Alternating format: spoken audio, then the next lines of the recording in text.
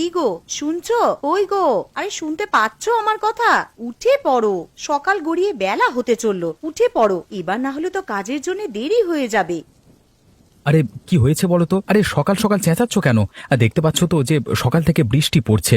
আজকে আর কাজে যেতে ভালো লাগছে না, আমাকে একটু ঘুমাতে দাও দেখি। হ্যাঁ, সে তো দেখতেই পাচ্ছি সকাল থেকেই বৃষ্টি পড়ছে, কিন্তু তোমাকে কাজেও তো যেতে হবে। আবার ঘরেতে সেই রকম কিছু নেই, সামান্য বাজার আছে, ওটা দিয়ে আজ কোনো রকমে চলে যাবে। এই তো কদিন আগে বাজার করে নিয়ে এলাম, তা এক্ষুনি শেষ হয়ে গেল। তার শেষ হবে না? তুমি একদিন সামান্য পরিমাণে বাজার করে নিয়ে আসবে, আর সেটা কি সারা মাস ধরে চলতে পারে নাকি? আরে উঠে পড়ো, উঠে বাজারে যাও তো। দেখো গিন্নি, আজকে সকাল থেকে প্রচন্ড বৃষ্টি পড়ছে। আমি আজকে কাজেও যাব না আর বাজারও করতে যাব না, যা আছে ওদিক দিয়ে আজকে চালিয়ে নাও আর কি। কালকে সকাল সকাল উঠে বাজারে যাব। আমাকে এখন বিরক্ত করো না, ঘুমাতে দাও, ভালো লাগে না।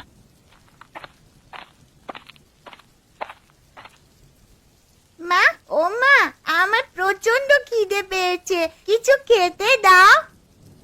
এই তো সোনা, রান্নাঘরে কয়েকটা আলু ছিল, তাই দিয়ে আলুর তরকারি রান্না করতে বসিয়ে এসেছি। আর কিছুক্ষণ অপেক্ষা কর, তরকারি হয়ে গেলেই খেতে দিচ্ছি তোমাকে, কেমন?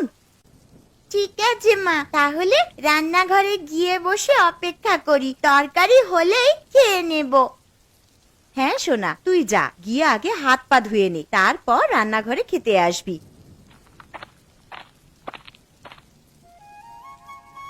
মালতীমা, ও মালতীমা, বাড়িতে আছিস? একবার বাইরে আয়।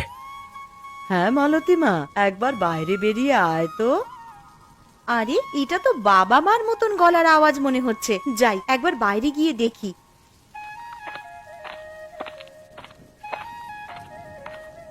আরে তোমরা হঠাৎ করে আমাদের বাড়িতে চলে এলে, আবার এই ঝড় বৃষ্টির দিনে? হ্যাঁ রে মা, চলি এলাম এই বৃষ্টির দিনে। বাড়িতে বসে বসে আর ভালো লাগছিল না।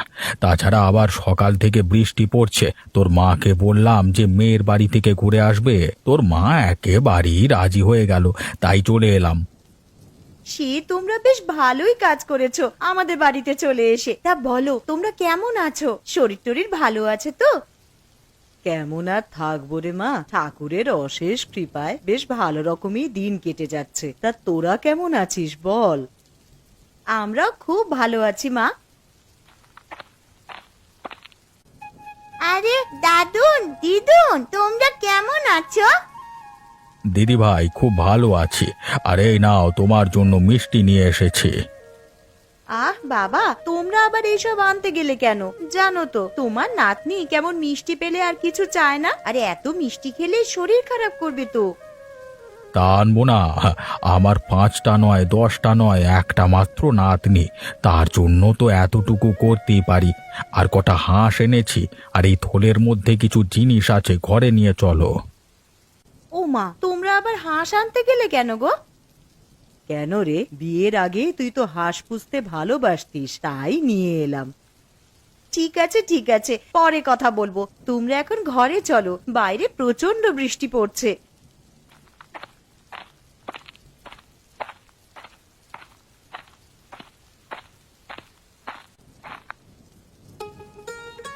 বাবা, ও বাবা, ওঠো গো, একটা সুখবর আছে।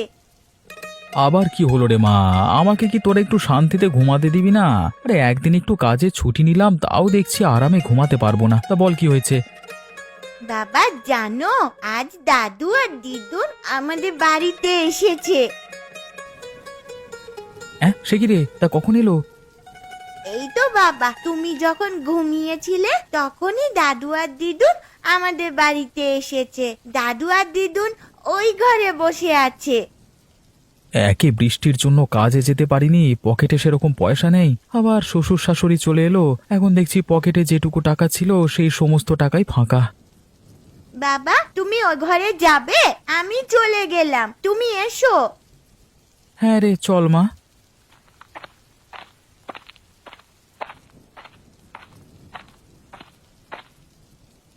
আরে এই তো জামাই চলে এসেছে।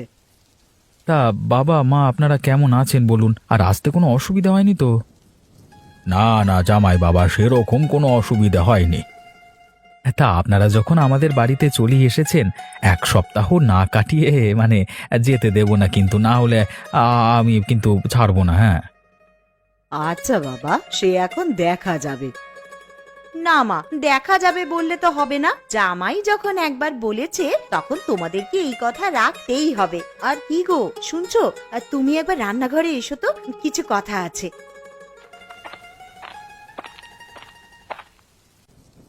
যাও, তোমার শ্বশুর শাশুড়ি এসেছে, তাদের জন্য দোকান থেকে কিছু বাজার করে নিয়ে এসো। বাড়িতে তো সেরকম ভালো মন্দ কিছুই নেই।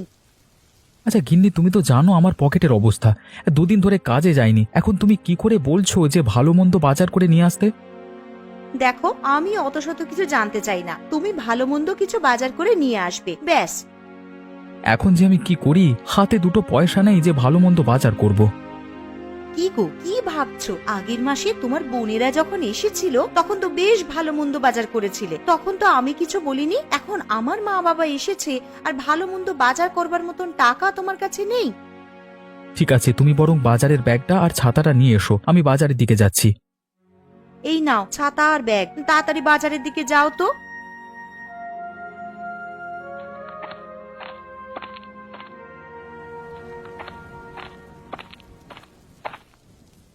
হ্যাঁ রে মালতী, জামাইকে দেখলাম হাতে ব্যাগ নিয়ে মাথায় ছাতা দিয়ে বাজারের দিকে যাচ্ছে। তুই এই বৃষ্টির দিনে ওকে বাজারে কেন পাঠালি রে? মা, আমি পাঠাইনি, তোমার জামাই বলল এতদিন পর আমার বাড়িতে শ্বশুর শাশুড়ি এসেছে, আর কিছু ভালো মন্দ খাওয়াবো না, তাই তো হাতে ব্যাগ নিয়ে আর মাথায় ছাতা দিয়ে বাজারের দিকে গেল। আরে দূর থেকে কে ছাতা মাথায় দিয়ে আসছে এত বৃষ্টির মধ্যে? মনে হচ্ছে তো দীপক। আরে প্রশান্ত, তুই কোথায় গেছিলিস এত বৃষ্টির মধ্যে? এই যে দেখ না দীপক, বাড়িতে কুটুম এসেছে, তার জন্য বাজারে এসেছিলাম মাছ কিনতে, কিন্তু কাঁচা সবজি বাদে কিছুই বাজারে পেলাম না। তুমি ঠিক বলছো প্রশান্ত। আরে আমার বাড়িতে তো শ্বশুর শাশুড়ি এসেছে, আমার বউ আমাকে পাঠালো কিছু ভালো মন্দ বাজার করবার জন্য। হ্যাঁ, তুমি বলছো কাঁচা সবজি বাদে আর কিছু নেই বাজারে? হ্যাঁ রে দীপক, আমি ঠিকই বলছি। আরে তোর পিসিমার বাড়ি আমাদের পাশেই তো, ওনার খুবই শরীর খারাপ, তুই একবার গিয়ে দেখে আয়, বুঝলি? হ্যাঁ রে প্রশান্ত, আমিও শুনেছি পিসিমার শরীরটা খারাপ। দেখতে যাবো করে আর যাওয়া হয়নি, মানে যেতে হবে, বুঝলি? হ্যাঁ তুই যা, আর বাজারে তো ভালো মন্দ কিছু বসেনি, তুই একবার পিসিমার বাড়ি ঘুরে যা, বুঝলি? ঠিক আছে, আমি এখন আসছি। একবার বাজারে গিয়ে কাঁচা সবজি কিছু কিনি, তারপর পিসিমার বাড়িতে গিয়ে একবার পিসিমাকে দেখে আসবো।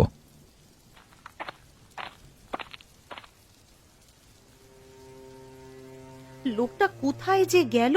এত বেলা হয়ে গেল, ঘরেতে সেরকম কিছু ভালো মন্দ নেই যে রান্না করব। কি রে মা, কি এত চিন্তা করছিস? না মা, সেরকম কিছু নয়, আসলে বেলা হয়ে গেল তো, আর তোমার জামাইও তো সেই কখন বাজারে গেছে, এখনো বাড়িতে ফিরলো না। কি যে রান্না করব সেটাই ভাবছি। সে নিয়ে তুই অত চিন্তা করিস না, বাইরে এত বৃষ্টি পড়ছে দেখতেই তো পাচ্ছিস, হয়তো জামাই আমার বাজার করতে গিয়ে কোথাও আটকে গেছে এই বৃষ্টির জন্য। মা, তোমার জামাইকে আমি ভালো করেই জানি, দেখো গিয়ে হয়তো চায়ের দোকানে বসে বন্ধুদের সাথে আড্ডা দিচ্ছে। তাহলে মা, আজকে কি রান্না করব? বাড়িতে যা আছে তাই দিয়ে কিছু কর না একটা। বাড়িতে চাল ডাল আর আলু ছাড়া আর তো সেরকম কিছুই নেই। একটু ঝাল মশলা থাকলে, তুমি যে কটা হাঁস এনেছিলে তার মধ্যে থেকে একটা হাঁস রান্না করে খেতাম, কিন্তু সেই সমস্ত মশলাই তো নেই। এসব কথা ছাড় মা, তুই এখন যা আছে ওইগুলো দিয়েই দুপুরের জন্য কিছু একটা রান্না কর। আচ্ছা মা, ঠিক আছে, তুমি বরং বসার ঘরে গিয়ে একটু বিশ্রাম নাও, আমার রান্না হয়ে গেলেই তোমাদেরকে ডাকবো খাওয়ার জন্যে।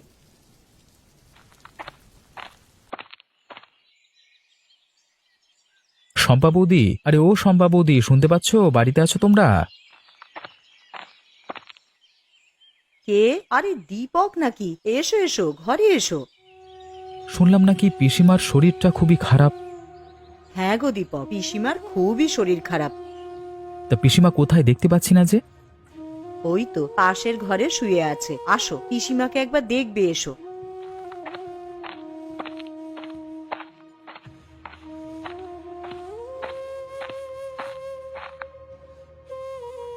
পিসিমা, ও পিসিমা, কেমন আছেন? কেমন আর থাকবো বাবা, উপরওয়ালা কবে যে আমাকে নিয়ে যাবে আমি সেইটার জন্যই শুধু অপেক্ষা করছি। এরকম কথা বলতে নেই পিসিমা। দেখো না দীপক, এই যেদিন থেকে শরীরটা একটু বেশি খারাপ হয়েছে সেদিন থেকে সমানে বলে যাচ্ছে যে কবে আমাকে নিয়ে যাবে ওপরওয়ালা। আচ্ছা বৌদি, দাদা তো শহরের বাইরে কাজে আছে, তা দাদাকে চিঠি পাঠিয়ে বলেছো যে পিসিমার শরীর খারাপ? হ্যাঁ দীপক, আমি কালকেই চিঠি পাঠিয়েছি, তবে তোমার দাদাকে ছুটি দেবে কিনা তা বলতে পারছি না। কেন ছুটি দেবে না? কর্মচারীদের ভালো মন্দ তো কোম্পানি দায়িত্ব নেবে, তাই না? আচ্ছা দীপক, একটা কথা বলবো, রাখবি? হ্যাঁ বলো পিসিমা।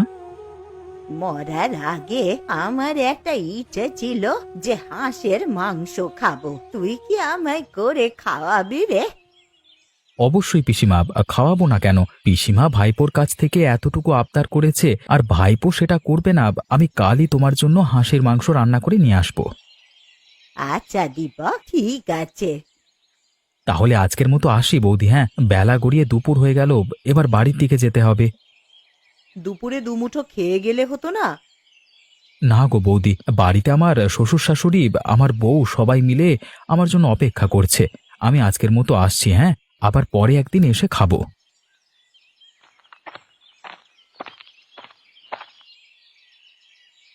কই গো গিন্নি, আমি চলে এসেছি। এই নাও বাজারের ব্যাগটা নাও। এই যে মহারাজের আসার সময় হলো এতক্ষণে, তা বলি বাড়িতে কি রান্না হবে সে বিষয়ে আপনার কিছু হুঁশ ছিল? আরে গিন্নি, রাগ করছো কেন? আমি একবার পিসিমার বাড়িতে গেছিলাম। তা পিসিমার বাড়িতে হঠাৎ গেলে কেন? কি বলবো আর গিন্নি, বাজার করবার জন্য যখন ব্যাগ নিয়ে বাজারের দিকে যাচ্ছিলাম তখন প্রশান্তর সঙ্গে দেখা হলো।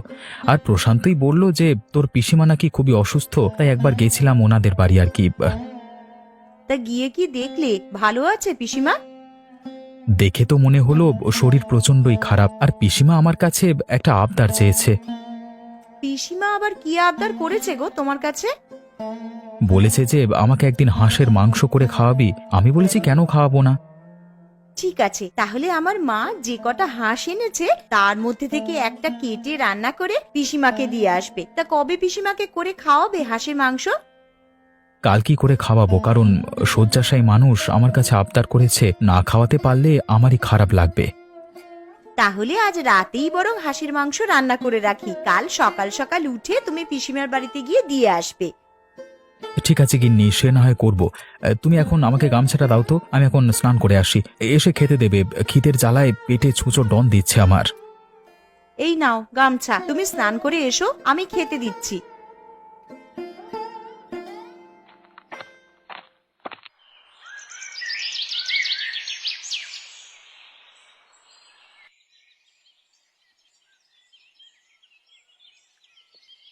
গিন্নি, তোমার মা আর বাবার খাওয়া হয়ে গেছে তো? হ্যাঁ গো, মা বাবার খাওয়া হয়ে গেছে, আর মেয়েটারও খাওয়া হয়ে গেছে। ওরা তিনজনে মিলে এখন ঘুমাচ্ছে। দীপক, আরে ও দীপক, আছিস নাকি বাবা ঘরে? আরে দেখো, তোমার নাম ধরে কে যেন বাইরে থেকে ডাকছে মনে হচ্ছে। আরে হ্যাঁ তো, এটা তো পিসিমার গলার স্বর বলে মনে হচ্ছে, কিন্তু উনি তো শয্যাশায়ী, উনি আমার বাড়িতে কি করে আসবেন? কিন্তু এটা তো পিসিমার গলার আওয়াজই মনে হচ্ছে গো। আচ্ছা চলো বাইরে গিয়েই দেখি। আরে পিসিমা, তুমি এখানে কি করে এলে? আরে তোমার তো প্রচন্ড শরীর খারাপ, তুমি তো দাঁড়াতে পর্যন্ত পারো না।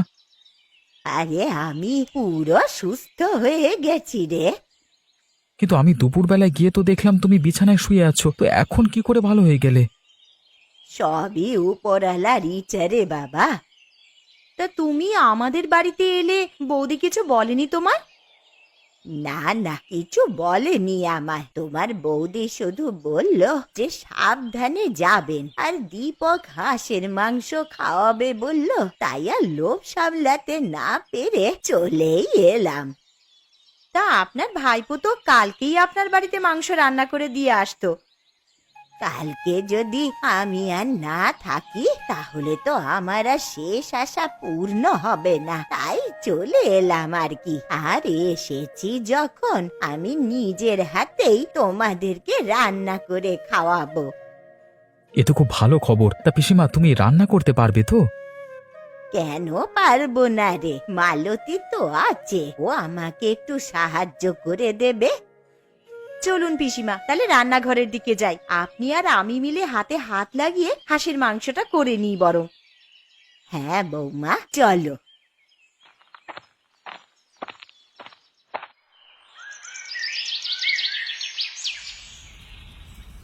তাহলে হাঁসের মাংস তো রান্না হচ্ছেই, তা তার সাথে খাওয়ার জন্যে কি করা হবে বৌমা? কি আর করবেন পিসিমা, তাহলে রুটিটাই বানানো যাক। হাঁসের মাংসের সাথে বেশ ভালোই লাগবে খেতে। হ্যাঁ মা, তুই ঠিকই বলেছিস, হাঁসের মাংসের সাথে রুটিটা একদম জমে যাবে। কিন্তু পিসিমা, একটা অসুবিধা আছে। কি অসুবিধা বৌমা? আসলে আপনার ভাইপো হাঁসের মাংস খায় না। কে খায় আর কে না খায় সে দেখাই যাবে খেতে বসে। এখন রান্নাটা আগে করে নি। আরে বেয়ান, রান্নাটা যা করেছেন না, গন্ধেতেই তো অর্ধেক পেট ভর্তি হয়ে গেল। আমার এদিকে রুটি করা হয়ে গেছে। ও পিসিমা, আপনার কত দূর? আমারও এইদিকে প্রায় হয়েই এসেছে। বৌমা, তুমি বরং ওদেরকে নিয়ে গিয়ে খেতে বসাও, আমি খাবারগুলো নিয়ে যাচ্ছি। ঠিক আছে পিসিমা, তবে সাবধানে। কিন্তু আমার জন্য আলাদা করে কিছু তরকারি করনি? না, তোর জন্যে আর কিছু আলাদা করে করা হয়নি। হাঁসের মাংসের ঝোল দিয়েছি, ওই দিয়েই রুটিটা খা।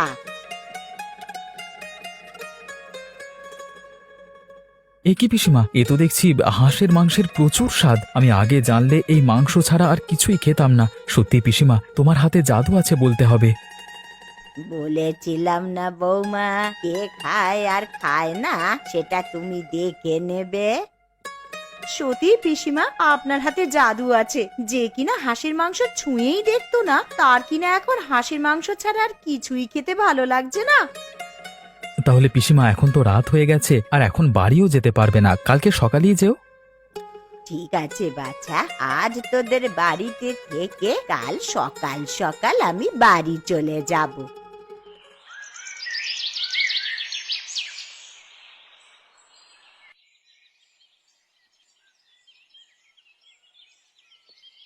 ও বাবা, চোখটা বন্ধ করতে না করতেই ভোর হয়ে গেল। কখন যে রাতটা কেটে গেল টেরই পেলাম না। যাই, এবার এঁটো বাসনগুলো আবার মেজে রাখি। আবার ওদিকে পিসিমাও আছেন, তার জন্য একটু জল খাবারও করে দিতে হবে। তানিশা, ও তানিশা, তোর পিসিকে ডেকে তোল না রে।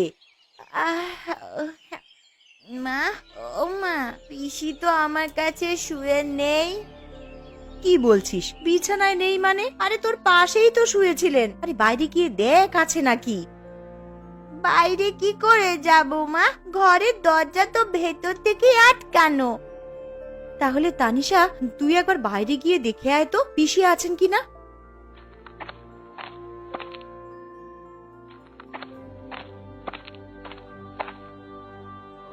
মা, পুকুর ঘাট, আমবাগান সবই তো দেখে এলাম, কই পিসিকে তো দেখতে পেলাম না।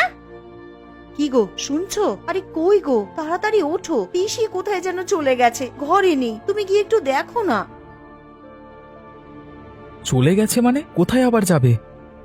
ঘরের দরজা তো ভেতর থেকেই বন্ধ ছিল, পিসি দরজা দিয়ে বের হবে কি করে? এ কি সর্বনাশ হলো আমার! কই গো, তুমি একবার পিসিমাদের বাড়িতে গিয়ে দেখে এসো না, উনি বাড়ি চলে গেছেন কিনা। হ্যাঁ হ্যাঁ, তুমি ঠিকই বলেছ, আমি একবার পিসির বাড়িতে গিয়ে দেখে আসি। আরে দূর থেকে ওটা কে যেন এদিকে আসছে, দেখে তো মনে হচ্ছে প্রশান্ত। যাই, একটু সামনে গিয়ে দেখি।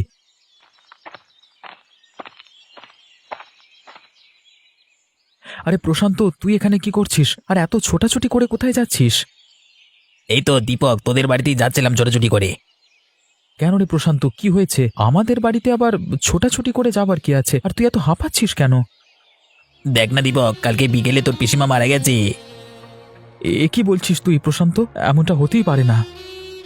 এমনটাই হয়েছে দীপক, তোর যদি বিশ্বাস না হয় তুই একবার পিসিমার বাড়িতে গিয়ে দেখ না। ঠিক আছে প্রশান্ত, আমার এখন তাড়া আছে, তাহলে তুই যা, গিয়ে আমার বাড়িতে খবর দে, আমি পিসিমার বাড়িতে যাচ্ছি।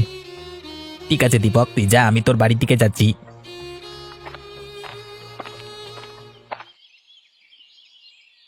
এ কি, বাড়ির সামনে এত ভিড় কেন? তাহলে প্রশান্ত যেটা বলেছে সেটা কি সত্যি?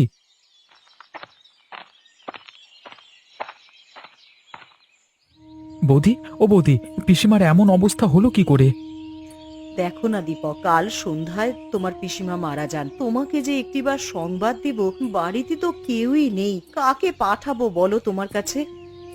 কালকে সন্ধে মারা গেছে বৌদি, তুমি ঠিক বলছো তো? হ্যাঁ গো দীপক, সন্ধেবেলায় মা চোখ বুঝলেন, দুপুরবেলা একটু সুস্থ হয়েছিলেন বটে, উঠে বসলেন আর বললেন তোমাদেরকে নিজের হাতে হাঁসের মাংস রান্না করে খাওয়াবে। কে জানতো বলো, জীবনবাতি নিভে যাওয়ার আগে একবার জ্বলে উঠেছিল। আর আজকে সকাল হতেই তোমার বন্ধু প্রশান্তকে বললাম যে একবার দীপকদের বাড়িতে গিয়ে খবর দিয়ে এসো। যদি সন্ধেবেলাতেই পিসিমা মারা যায়, তাহলে কালকে আমাদের বাড়িতে পিসি হাঁসের মাংস খেতে যায়নি, তাহলে কে গিয়েছিল? হয়তো পিসিমার আত্মা